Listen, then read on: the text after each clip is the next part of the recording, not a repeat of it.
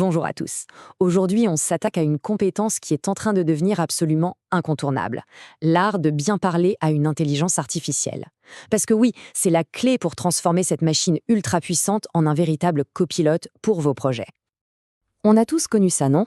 On pose une question, on attend une réponse géniale, et on se retrouve avec un truc générique, complètement à côté de la plaque, bref, inutile. C'est super frustrant de se dire qu'on a un outil aussi incroyable sous la main, mais qu'on n'arrive pas à en tirer ce qu'on veut.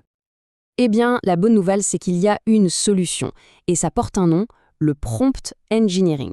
Alors, qu'est-ce que c'est que ce charabia? En fait, c'est tout simplement l'art de formuler ses demandes, ses prompts, de manière si claire et si maligne que l'IA n'a pas d'autre choix que de nous donner exactement ce qu'on attend.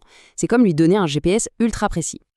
Alors, par où on commence? On va se construire ensemble la boîte à outils de base. Ce sont les fondations, les quelques règles d'or à connaître pour que chaque requête fasse mouche. En fait, tout tient en 3 points super importants. D'abord, le format. C'est dire à l'IA sous quelle forme on veut la réponse. Un tableau? Une liste? Un email? Ensuite, le contexte. Ça, c'est vital. Il faut lui planter le décor, lui donner les infos essentielles pour qu'elle comprenne de quoi on parle. Et enfin, les exemples. Ça, c'est un peu la botte secrète. C'est la meilleure façon de lui dire « voilà, c'est ça que je veux ». Ok, on a nos ingrédients. Maintenant, on va apprendre à cuisiner un peu. On va voir des techniques un peu plus avancées pour passer d'une simple question à une véritable recette de chef pour l'IA. Il faut comprendre 2 grandes approches. Il y a la requête zéro shot, on pose la question directe, sans filet. C'est simple, c'est rapide. Mais il y a aussi la requête few shot. Et là, ça change la donne. On lui donne 1 ou 2 exemples de ce qu'on attend, comme pour la mettre sur les rails. Et pour des tâches un peu complexes, la différence de résultat est juste bluffante. Et si on veut aller encore plus loin, il y a une technique que je trouve fascinante, la chaîne de pensée, ou chain of thought. Le principe est d'une simplicité désarmante, mais d'une efficacité redoutable. On va demander à l'IA de réfléchir à voix haute, de nous montrer comment elle raisonne. Comment ça marche concrètement? Face à un problème un peu costaud, au lieu de juste demander la solution, on lui dit « Ok, explique-moi ton raisonnement, étape par étape ». En la forçant à faire ça, à poser sa logique, on l'aide à ne pas faire d'erreurs bêtes. Le résultat final est beaucoup plus fiable, beaucoup plus structuré. C'est un peu comme si on allumait la lumière dans sa boîte noire.